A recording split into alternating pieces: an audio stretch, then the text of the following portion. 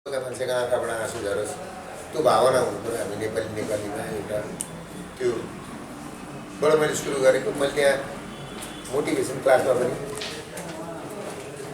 त्यही अनुसारले मैले कुरा गरेँ। खास गरेर चाहिँ म चाहिँ अब देशको स्थिति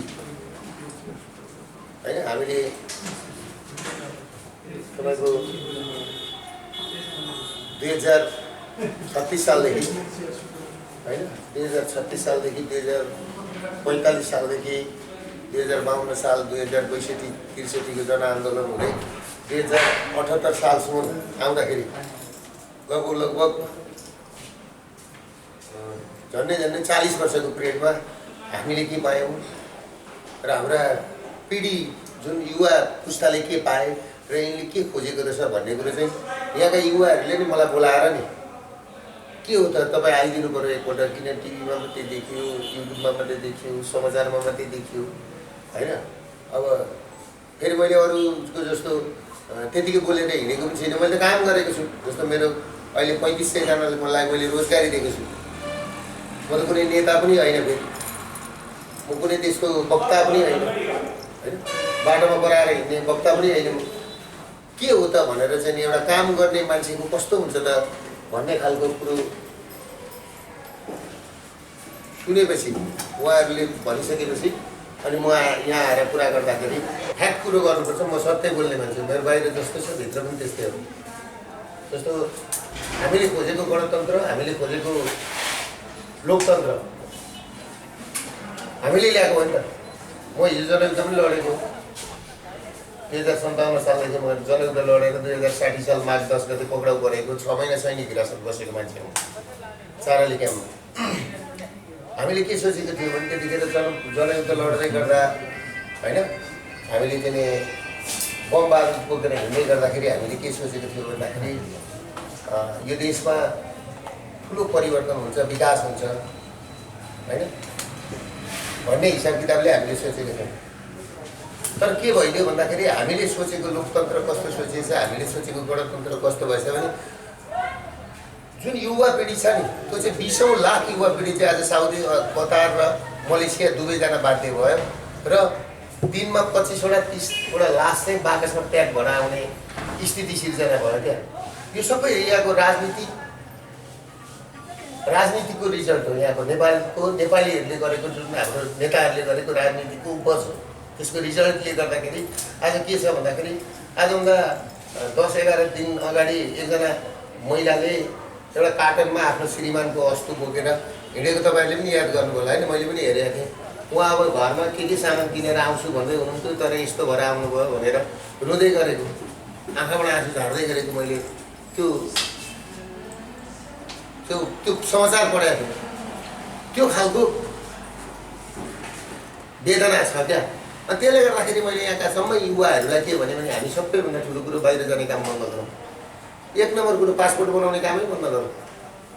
हामी बाहिर जानलाई जन्मेका होइनौँ, हाम्रो मुलुक बनाउनलाई जन्मेका हौँ। हामीले हाम्रो मुलुक बनाउनुपर्छ। हामीले हाम्रो मुलुक नबनाएदेखि अरूले बनाइदिँदैन। अरू कसले बनाइदिन्छ भन्नु त? हाम्रो मुलुक अरूले बनाइदिँदैन। त्यसले गर्दाखेरि मैले यहाँका युवाहरूलाई चाहिँ म आफूले पनि हिजो बहुत दुःख गरेर मैले पनि के छ भन्दाखेरि तपाईँलाई भन्नुपर्दाखेरि मैले घाँस काटेको अनुभव छ, खोले पकाएको अनुभव छ। तपाईँलाई खोले भन्ने थाहा होला नि। भैँसीलाई कुँडो पकाएको अनुभव छ, भैँसी दोको अनुभव छ, आली लगाएको अनुभव छ, गोरु जोतेको अनुभव छ। गोरु जोत्नु भएको छैन यहाँ तपाईँहरूले? मैले जोतेको छु है। यो घाँस काट्दाखेरि मेरो हात काटेको मेरो यहाँ अहिले पनि दाग छ होइन। त्यो अनुभवबाट, त्यो दुःखबाट होइन आएको मान्छे हो मैले। भनेपछि म एउटा नपढेको मान्छे पनि मेहनत गर्दाखेरि यो ठाउँमा पुगेँ भने तपाईँहरू त कमसेकम 10+2 गर्नुभएको छ, अलिकति भए पनि पढ्नु भएको छ। यसरी चाहिँ विदेश जाने काम बन्द गरौँ। यी नेताहरूको घरमा पढौँ। जो नेताहरूले हामीलाई चाहिँ बेकुफ बनाए अहिलेसम्म। हाम्रो तपाईँले एउटा कुरो मान्नु न, 2045 सालदेखि आज 2078 सालसम्म हामीले कुन नयाँ अनुहार देख्यौँ? कोही पनि देखेन।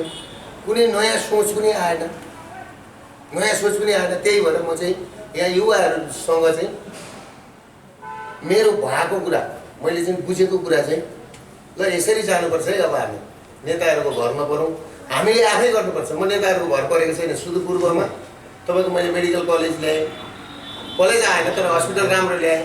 दक्षिण पूर्वी एसियाकै नमुना क्यान्सर हस्पिटल ल्याएँ जुन दिल्लीमा पनि छैन। 5 स्टार होटलहरू ल्याएँ। अहिले म 4 धाम बनाउँदैछु होइन। यहाँ पनि मैले आएर साथीहरूलाई के भने भनेदेखि एउटा त्यस्तो हो भने तपाईँहरूको सपोर्ट हुन्छ भने क्यान्सर हस्पिटल बनाउँ। यहाँका मान्छे चाहिँ भारत जानबाट चाहिँ रोकौँ। धेरै पीडा छ भारतमा जाँदाखेरि, भाषा मिल्दैन होइन। यहाँबाट जाँदाखेरि भारू साटेर जानुपर्छ बट्टामा भन्ने हिसाब किताबले चाहिँ यहाँ त्यो कुरो बुझाउनलाई चाहिँ साथीहरूले मौका दिनुभयो र फेरि म मेरो रहरले आएको होइन फेरि त्यो कुरो फेरि यो चाहिँ यहाँका युवाहरूले बोलाएकोले म आएर मैले त्यही कुरा भने हो कि भन्न आएको थिएँ। यहाँ तपाईँहरू पत्रकारहरूको, यहाँका जमिनदारहरूको, यहाँका उद्योगपतिहरूको होइन सबैजनाको सपोर्ट भयो भने त तपाईँको काठमाडौँबाट यहाँ जम्मा 60 मिनटको बाटो न हो। अहिले त त्योभन्दा छिटो पनि होला भोलि पछि होइन। काठमाडौँबाट हाम्रो बिर्तामोड झापा भनेको 45 मिनटको बाटो छ, यहाँ 50 मिनटको रहेछ। फरक त्यति नै हो होइन। हामीलाई त काठमाडौँबाट त यहाँ आउन र उहाँ जान ठुलो कुरो होइन, तर सबैजनाको सपोर्ट चाहिन्छ। काम गर्ने मान्छेलाई सबैभन्दा ठुलो कुरो के छ भन्दाखेरि गाली गर्ने, बेइज्जती गर्ने, उद्योग धन्दा कल कारखाना गर्ने मान्छेलाई सबैभन्दा बढी खेद्ने देश नेपाल हो र सबैभन्दा गाह्रो कानुन बनाएको नेपाल हो। कानुन भनेको त सजिलो बनाउन गरिन्छ नि त। कल कारखाना उद्योग धन्दा गर्नलाई चाहिँ सजिलो बनाउन गरिन्छ कि गरिँदैन कानुन भन्नुहोस् त। आज हाइडो भन्छ। 400 केबी चाहिँ प्रसाद लाइनको 400 केबी चाहिँ राति फ्याँक्नु पर्दैछ हो कि होइन। त्यो राज्यलाई कत्रो घाटा हो भन्नुहोस् त। त्यो खपत हुने यहाँ उद्योग धन्दा कल कारखाना भइदिएदेखि नि आज ती साउदी अरब जाने मान्छे यहीँ रोकिदिए कि रोकिँदैन थियो, यहीँ रोजगारी हुन्थ्यो कि हुँदैन थियो। अहिले कृषिको कुरा आयो, एकजना साथीले भन्नुभयो कृषि गरेर के गर्नु, खेत लगाएर धान काट्ने मान्छे, धान रोप्ने मान्छे छैनन्। कसैको घरमा गाई गोरु छैनन् अहिले होइन। मैले यहीँ पनि बुझेँ सबै गाईलाई चाहिँ यहाँ भाला हान्दै चाहिँ बाटामै छानेर गाईको बिजोग त्यो छ। पोर यी कुन ठाउँमा हो एकपल्ट गाई पहराबाट खसाएको पनि थियो। यतै पश्चिमतिरको तातो समाचार पढाएको थिएँ हामीले सुर्खेततिर होइन। हाम्रोतिर चाहिँ फेरि त्यस्तो हुँदैन है। गोदावरी यहाँ कहाँ माथि होइन। हामीले त्यो समाचार हेरेका थियौँ। हाम्रो पूर्वतिर चाहिँ त्यस्तो हुँदैन। अब यता चाहिँ त्यस्तो घटना पनि सुनियो गाईको होइन। अहिले त्यहाँ गाईको कुरा 2-4 जना प्रोफेसर सरहरू आउनुभएको थियो कलेज पढाउने। उहाँहरूले गाईको चाहिँ यहाँ बिजोग छ भनेर उनीहरूले मैले गौशाला बनाउनु नि यार भनेर भने क्या। गौशाला बनाएर त्यसलाई चाहिँ राख्नुपर्छ नि त भनेर भन्दाखेरि यहाँ गौशाला पनि बनाएको तर कसैले लिएन, बिजोग छ भनेर भन्नुभयो। कुरा त्यो हो। तर यहाँको मान्छेको, यहाँको सबैजनाको सपोर्ट चाहियो। तपाईँलाई म के भन्छु भने नि पत्रकारिता पनि नि हाम्रो नेपालमा नि भन्नु हुँदैन कि अब तपाईँहरूले हुन त चित्त नदुखाउनु होला होइन। हामीलाई सामाजिक उत्तरदायित्व भएको पत्रकारिता चाहियो क्या। कुरा बुझ्नु भएन। कस्तो खालको पत्रकारिता चाहियो भने ल एउटा टेररिस्ट हो, उसको काम के हो भने आतङ्क मचाउने हो, बम पड्काउँछ उसले, उसको धर्मै हो। तपाईँहरूको धर्म लेख्ने हो, देखेको कुरा लेख्ने हो। तर कस्तो खालको लेख्नु पऱ्यो भन्दाखेरि एउटा बम टेररिस्टले लगेर एउटा बाल मन्दिरमा लगेर जहाँ अनाथ बच्चाहरू छन्, जहाँ 200-300 जसका बाबुआमा छैनन् त्यस्ताका बच्चा ल्याएर त्यहाँ राखेको हुन्छ, त्यहाँ लगेर टेररिस्टले बम राख्छ ती लालाबाला भएको ठाउँमा होइन भने एउटा पत्रकारले देख्छ भनेपछि त्यो पत्रकार हालै नि त गरे हेर्नु त होइन रहेछ, हामीले गल्ती गरेछौँ भन्नु थाल्यो क्या अहिले। र 2-4 जना पत्रकारहरू छन्, के पत्रिकाहरू छन्, मिसन मिडियामा छन्। कसरी हुन्छ तपाईँको त्यसलाई सक्ने अनि त्यस पछाडि पैसा लिने क्लियर कुरा छ। मिसन मिडियामा छ जस्तो 1-2वटा मिडियाहरू तपाईँले यसपालि थाहा पाउनु होला 3 वर्षदेखि तलब दिएको रहन्छ। काठमाडौँका अधिकांश ठुला मिडियाहरूको छ नि अधिकांशले तलब दिन सकेको छैन। सायद यहाँ तपाईँहरू पनि कतिजना पर्नुहुन्छ होला होइन। मैले यो कुरा आजभन्दा 4 वर्ष अगाडि भनेको थिएँ। एक दिन आउँछ किनभने महिलाहरूको सबैभन्दा दुश्मन भनेको सौन्दर्यता हो क्या। कुरा बुझ्नु भएन। साँप खेलाउने मान्छेलाई नि साँपले पनि टोकेर मार्छ, बाघ खेलाउने मान्छेलाई बाघले पनि टोकेर मार्छ क्या। यो नियम हो। हात्ती खेलाउने मान्छेलाई हात्तीले नै मारेको छ नि त दृष्टान्त। आफैले चलाएको हतियारले आफैलाई नै सक्छ भनेको अहिले काठमाडौँमा नि साँच्चै भन्नु भने हामीलाई पत्रकारसँग जोगिन धौधौँ छ।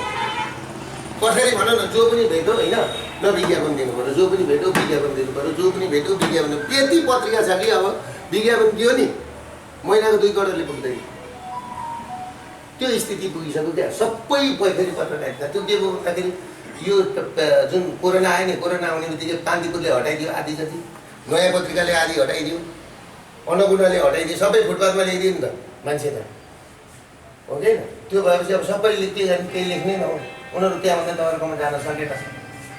त्यो पनि भयो एउटा कुरा। त्यसले गर्दाखेरि त्यो स्थिति छ। त्यही हो कुरो। तपाईँहरूसँग मेरो एकदम मेरो यसमा कुनै भेदभाव छैन। तपाईँहरूलाई कुनै मैले नराम्रो भन्न खोजेदैन। हामी सबै मिल्यौँ र सबैले हामीले राम्रो काम गऱ्यौँ भने नि, जस्तो मैले यो एउटा अब शिवपुरी धाम छ नि, यहाँ 4 धाम भन्ने रहेछ क्या, बद्री, केदारनाथ, हरिद्वार होइन, यहाँ बनाउनु भनेदेखि। जस्तो मैले 4 धाम सुरु गरेको छु कि सिक्किममा 4 धाम छ क्या। 4 धाम जान नसक्ने मान्छे हुन्छन् नि त। जस्तो चाइनाको एउटा सिन्सन सिटी भन्ने ठाउँ छ अरे, त्यहाँ नि वर्ल्डको सबै, स्विजरल्यान्ड पनि त्यहाँ छ अरे, अमेरिका पनि त्यहाँ छ अरे, त्यो फलान ठाउँ त्यहीँ छ अरे क्या। त्यो त्यहाँ गएपछि कहीँ जानु पर्दैन अरे। कुरा भन्नु भएन। यो नजिक छ नि त, एकदम राम्रो ठाउँ रहेछ, जङ्गल पनि रहेछ। गर्मी त के भयो त, दिल्लीमा कति गर्मी छ, यहाँभन्दा दिल्ली कति गर्मी छ, त्यहाँ पनि त मान्छे बसेकै छ नि त, होइन? गर्मीसँग त मतलब भएन। यहाँ प्रशस्त सम्भाव्यता रहेछ क्या। भनेपछि यहाँको माहौल मिल्यो, वातावरण लगानी गर्ने सोचमा चाहिँ हुनुहुन्छ? म लगानी गर्ने, हामी लगानी काम गर्ने सोचमा छौँ, होइन? यतातिर यस्तो छ, हेर्नुहोस्, मारवाडीहरू पनि व्यापारी हो, क्लियर कुरा हो। हामी भनेको व्यापारी होइन। हामी त हाम्रो मुलुक हो नि त, बनाउने हो नि त हाम्रो मुलुक। मैले पैसा कमाउनलाई गरेको होइन। मैले अघि भन्नु, मारवाडीले अहिले बिहान पैसा लगानी गरेपछि अहिले बेलुकादेखि पैसा खोज्छ उसले। कुरा भन्नु पर्यो। हामी त्यो खोज्दैनौँ। जस्तो मेडिकल कलेज, हस्पिटलहरूमा पैसा आउँदैन। कुरो बुझ्नु हो कि? त्यो भनेको नातिको पालामा हुने हो। म अब कति भएको छु, 20 वर्ष, त्यहाँदेखि त म त बाँच्दिनँ नि त, होइन? अहिले त म लगानी मात्रै गर्दैछु नि त। भनेपछि मारवाडीहरू यति दूरदर्शी हुन्छ नि, उनीहरूको देश, मारवाडीहरूको देश हुँदैन नि। तपाईँले एउटा कुरो याद गर्नु होला, मारवाडीको देश राजस्थान भन्नुहुन्छ नि, राजस्थान पनि होइन नि। उनीहरूको देश कहीँ पनि हुँदैन। उनीहरू जम्मा जम्मै पैसाको, पैसा जहाँ हुन्छ नि मरुभूमिमा पनि जान्छ। हामी मरुभूमिमा जाँदैनौँ। उनीहरूको जम्मा जम्मै कमाउने हो। जहाँ उनीहरूले फिजिबिलिटी स्टडी हेर्दाखेरि, उनीहरूको जम्मै अध्ययन गर्दाखेरि जहाँ पैसा कमाइ हुन्छ, उनीहरूले त्यहाँ गर्छ। त्यो तपाईँहरूसँग आयो गर्यो, त्यो अर्कै कुरा। तर यहाँ क्यान्सर हस्पिटलको चाहिँ एउटा सम्भाव्यता के छ भन्दाखेरि, जस्तो हाम्रो पूर्वमा छ, त्यो बिचमा एउटा काठमाडौँ बनाउँदैछौँ, एउटा पश्चिममा बनाउनुको कारण के छ भने पेट स्क्यानको लागि, पेट सिटी स्क्यानको लागि यहाँबाट कि त दिल्ली जानुपर्छ, यहाँबाट कि त हामीले चाहिँ नि यहाँबाट बिर्तामठ पठाउनको लागि पनि, आफ्नै देशमा 2 पैसा पनि जोगाउनको लागि, र एउटा हामीले क्यान्सर सेन्टर यहाँ बनाउन सक्यौँ भनेदेखि चाहिँ राम्रो हुन्छ। त्यसमा अघि मैले साथीहरूसँग पनि कुरा गरेँ, तपाईँहरू जग्गा राम्रो ठाउँमा उपलब्ध गराउनुहोस्, 2-4 बिघा जग्गा, होइन? 8-10 बिघा जग्गा, होइन? क्यान्सर हस्पिटल बनाउनलाई चाहिँ नि, होइन? अप्ठ्यारो छैन, बनाऊ। हामीले गर्ने हो। अब जस्तो म रड उद्योगको काम गर्दिनँ, मलाई थाहा छैन। सिमेन्ट उद्योगको काम गर्दिनँ, मलाई छैन थाहा। कुरो बुझ्नु होइन? म हाइड्रोको काम गर्ने मान्छे होइन। म जम्मा जम्मी उता अब पूर्व मैले 4 धामको कुरो गरिहालेँ, उता मैले जग्गा लिएर सुरु गरिसकेको छ, ठुल्ठुलो प्रोजेक्ट हुन्छ। तर यी अरू कुरामा चाहिँ खास गरेर मान्छेको स्वास्थ्य र शिक्षाको कुरो अहिले आधारभूत भनेको, त्यसमा चाहिँ अगाडि बढ्न सकिन्छ। इन्डियाबाट मान्छे आउन मन गर्दैन क्या नेपालमा, सिङ्गापुरबाट मान्छे आउन मन गर्दैन, बाहिरबाट आउन मन, जहिल्यै लफडा, जहिल्यै माइती घर मण्डलमा कागजको टोपी, जहिल्यै उता त्यो, जहिल्यै लफडै मात्रै, राम्रो केही देख्दैन भने कसरी आउँछ भन्नुहोस् त? राम्रो देख्नु पर्यो नि त। ल भन्नुहोस् त, राम्रो देख्ने वातावरण बनाउँ न हामीले। जस्तो यहाँ 4 धाम बनाऊ, यो जङ्गलमा 4 धाम बनाऊ, राम्रो खालका 5 स्टार होटल 1-2वटा बनाऊ। खोइ त बस्ने ठाउँ, यहाँ 5 स्टार होटल खोइ त आउने, त्यस्तो खालको सुविधा लिएर आउने मान्छे खोइ त, होइन? त्यो खालको वातावरण क्रिएट गर्नको लागि सबैजनाको सहयोग चाहिन्छ। मलाई त यहाँ हिजो यहाँ आउँदाखेरि नि बोर्डरको एरिया छ, के हो भन्थ्यो नि। अब यहाँ तपाईँहरू यति राम्रो साथीभाइहरू हुनुहुँदो रहेछ, हो कि होइन? खोइ यो ठाउँ राम्रो रहेछ क्या, राम्रो छ। यहाँ यो एयरपोर्टलाई अलिकति डेभलप गर्नु र